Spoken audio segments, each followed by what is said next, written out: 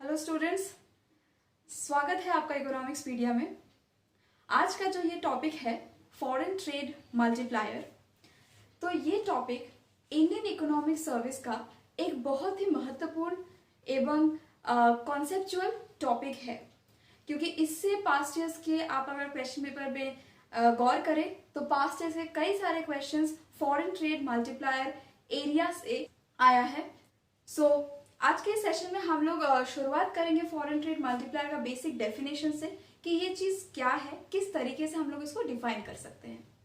उसके बाद मूव करेंगे टुवर्ड्स इट्स वर्किंग, किस तरीके से foreign trade multiplier is actually working into our economy, इस चीज के ऊपर गौर करेंगे। और फिर हम लोग डिराइव करेंगे the foreign trade multiplier and finally इस सेशन का अंतिम जो भाग है उसमें हम लोग डायग्रामेटिक एक्सप्लेनेशन से फॉरेन ट्रेड मल्टीप्लायर को समझने की कोशिश करेंगे। तो चलिए शुरू करते हैं। फॉरेन ट्रेड मल्टीप्लायर, इस चीज को हम लोग एक्सपोर्ट मल्टीप्लायर भी कह सकते हैं, also known as the export multiplier. और ये जो मल्टीप्लायर है ये कुछ हद तक इन्वेस्टमेंट मल्टीप्लायर ऑफ केन्स के हिसाब से भी काम करता है। तो यानी कि इसका जो वर्किंग है, जब हम लोग इसको डिस्क्राइब करेंगे तो वर्किंग जो है इसका बहुत ही ज्यादा सिमिलर है with the investment multiplier of Keynes. इसका डेफिनेशन अगर हम लोग थोड़ा गौर करने की कोशिश करें, so definition of foreign trade multiplier says that there will be an increase in national income, due to 1 unit increase in investment on export।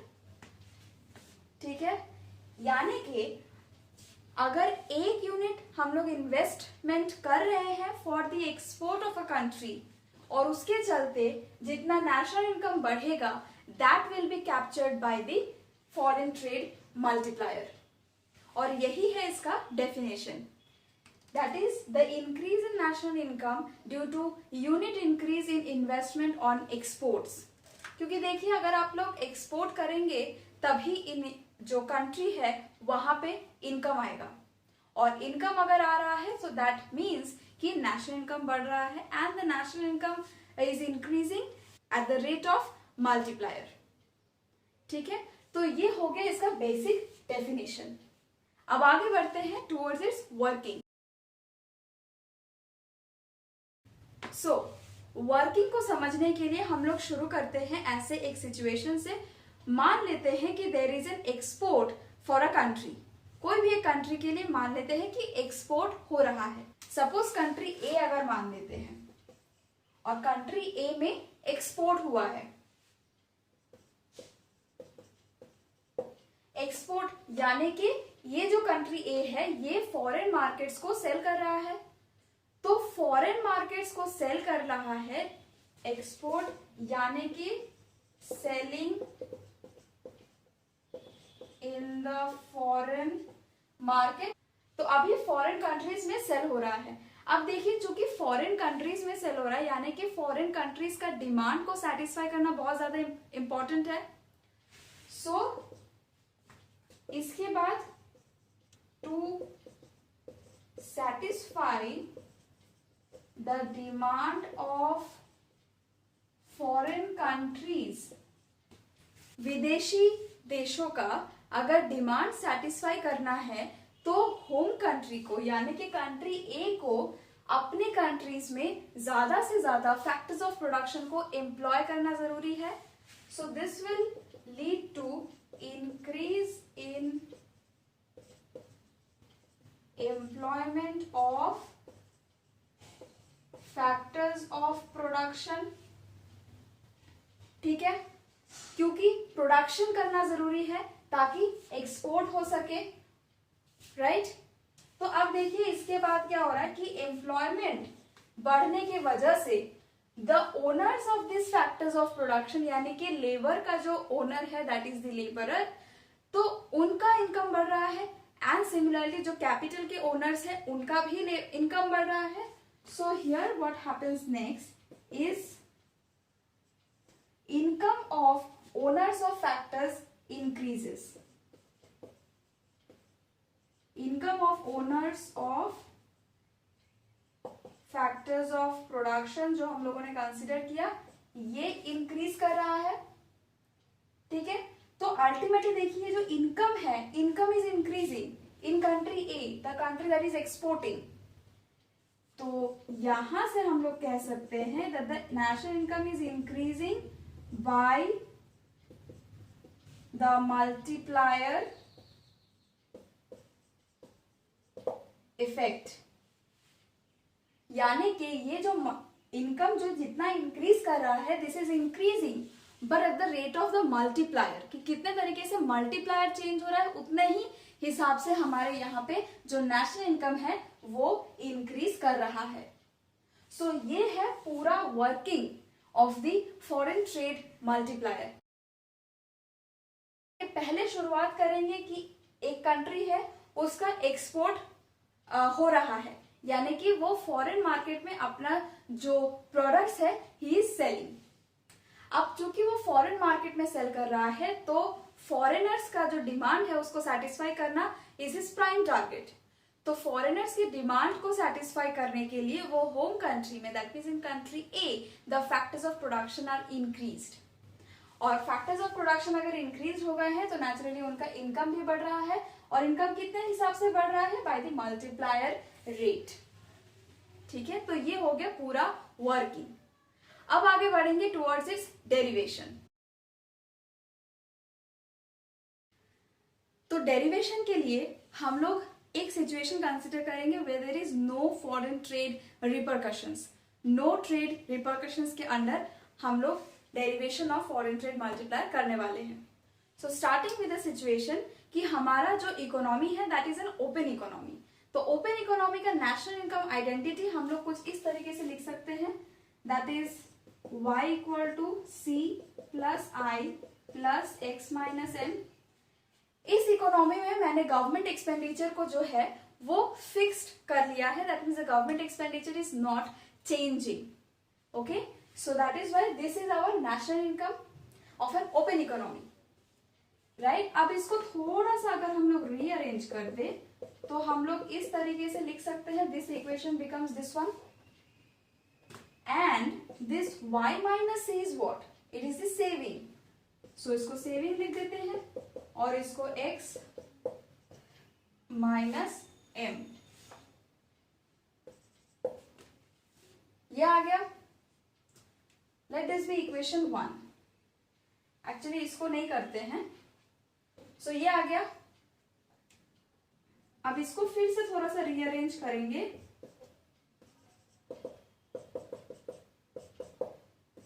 This is our equation 1।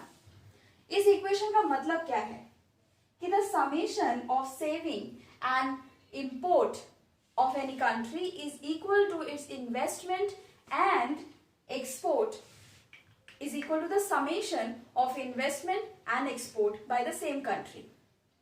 ठीक है, तो ये हो गया कि हमारा national income of any economy is given by this equation। this is the equilibrium scenario, right।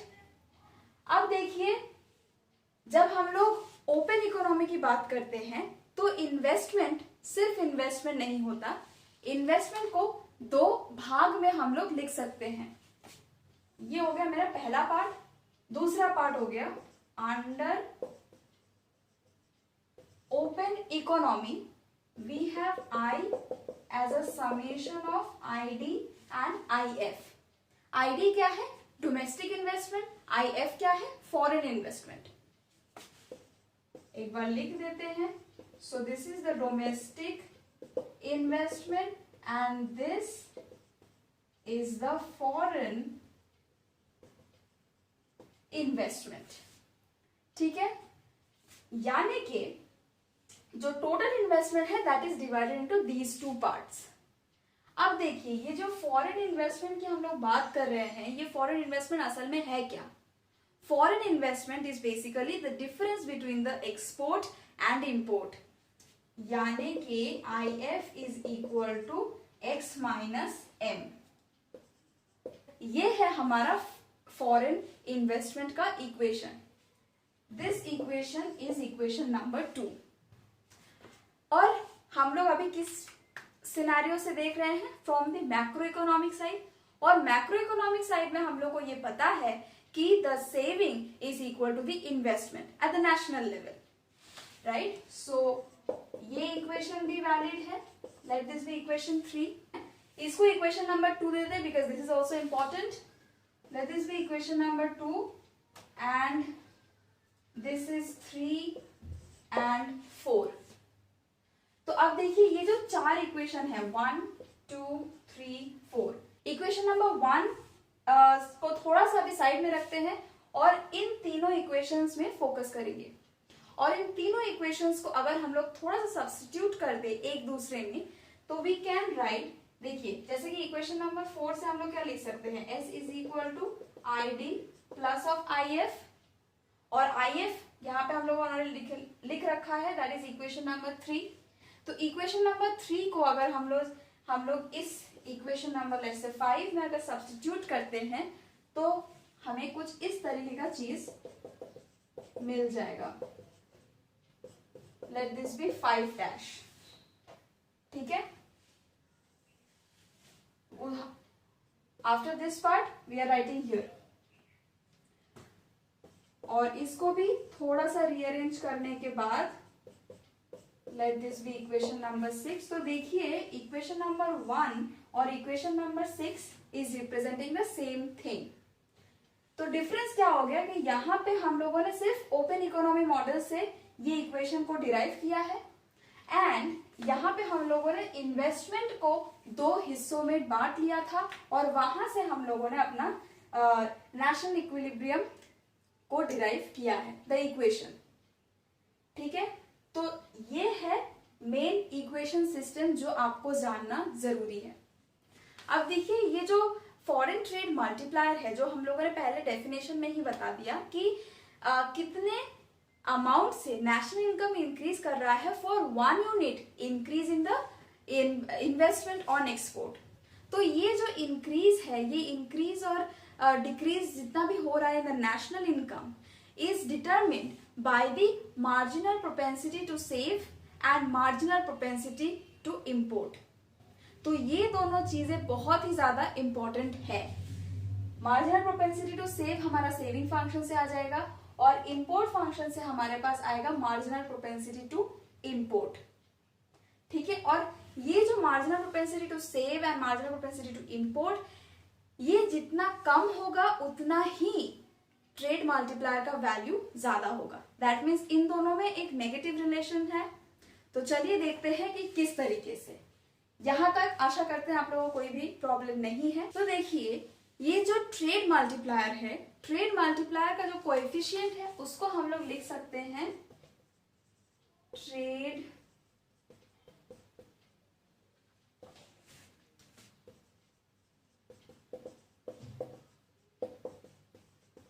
Multiplier coefficient is denoted as KF, ठीक है? तो KF is equal to delta Y by of delta X, यानी कि trade multiplier is the function कि कितना amount में हमारा national income change हो रहा है, that is delta Y by delta X, that means for 1 unit increase in the investment on export. So this is the trade multiplier. अब देखिए ये जो डेल्टा एक्स है, delta X is what? It is the summation of delta S and delta n. So this is the relation.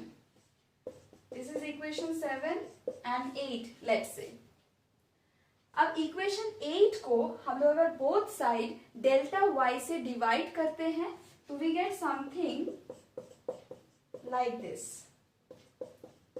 Delta s delta m by delta y, ये हो गया 6 dash अब इसको कुछ नहीं करेंगे, सिर्फ इसको अगर रेसिप्रोकल करके लिख दे, that means delta Y by delta x, delta Y by delta x by delta M.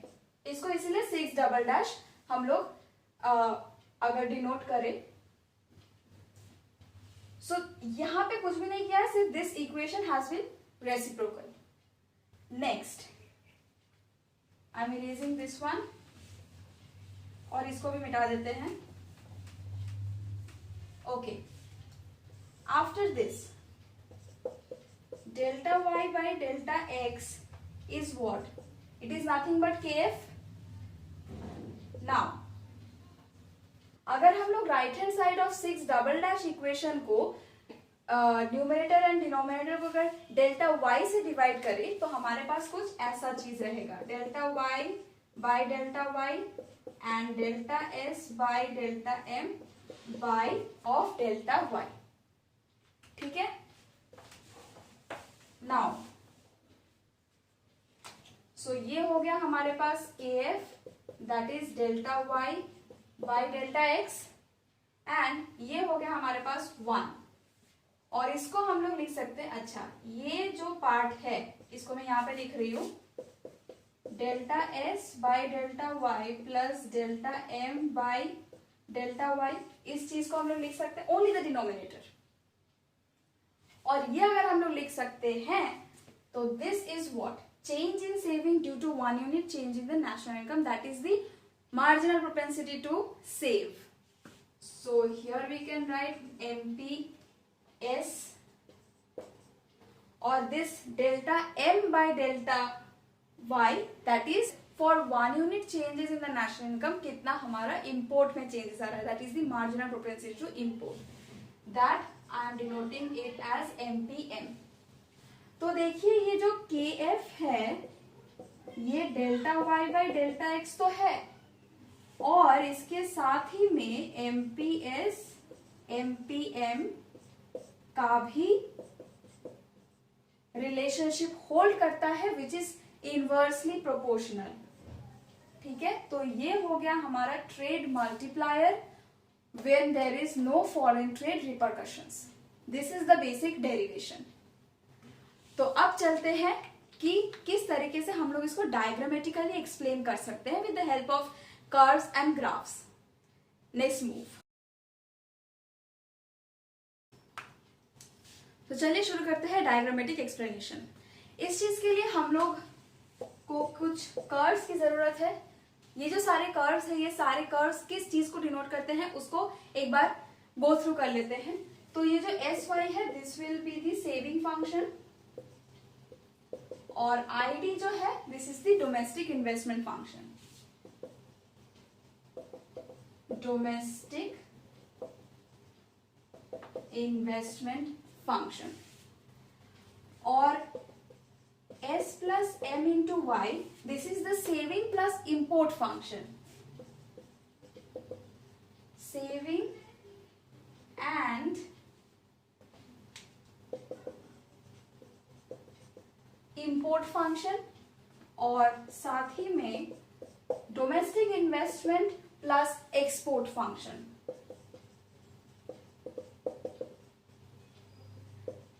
Domestic investment and the export function.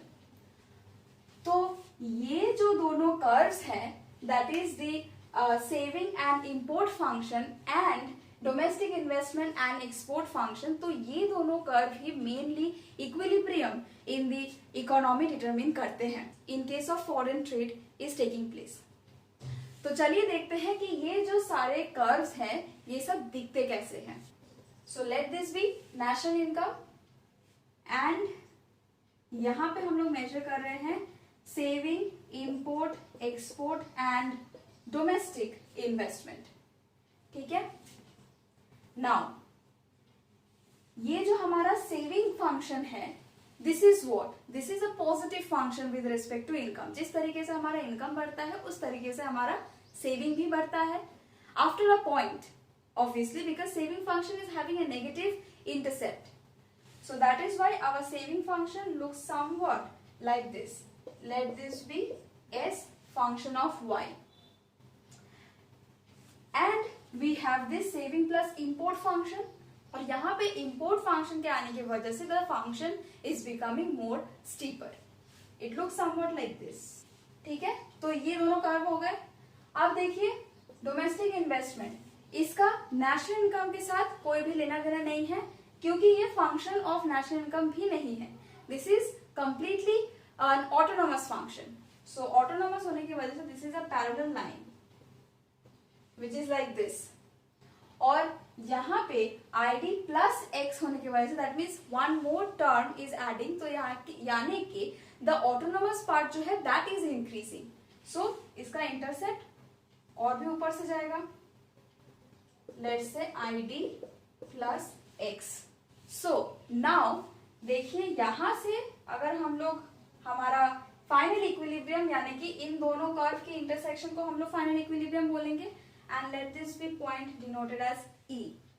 तो इसके चलते हमारा यहाँ पे फाइनल जो आउटकम है नेशनल इनकम है that is given by y0.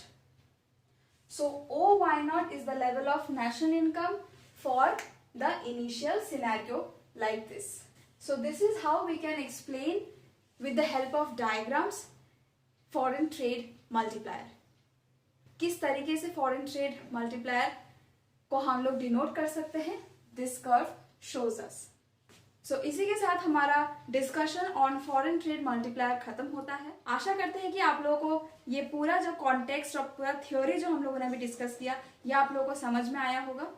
और अगर आप लोगों को फिर भी कहीं भी कोई भी तरीके का डाउट हो तो प्लीज बिना हेजिटेशन के हमें अवश्य बताइए कि आपको स्पेसिफिकली कौन से पोर्शन में या किस जगह पे आपको समझने में दिक्कत हो रही है. मिलते हैं दूसरे वीडियो में. धन्यवाद.